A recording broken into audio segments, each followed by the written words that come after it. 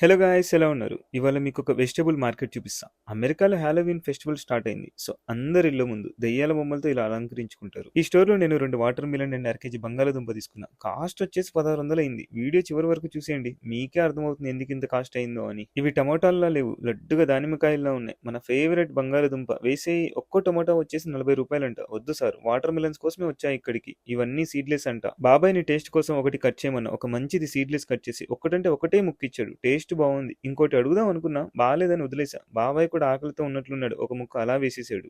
ఇది గుమ్మడికాయల సీజన్. బుజ్జి బుజ్జి గుమ్మడికాయలు భలే ఉన్నాయి. ఇవి చూస్తుంటే గుమ్మడికాయ హల్వా తినాలనిపిస్తుంది. బాబాయ్ని కాస్ట్ అడిగా, తక్కువకిస్తే హల్వా రెసిపీ చెప్తామని చెప్పా. హల్వా కోసం ఫ్రీగా ఇచ్చేశాడు.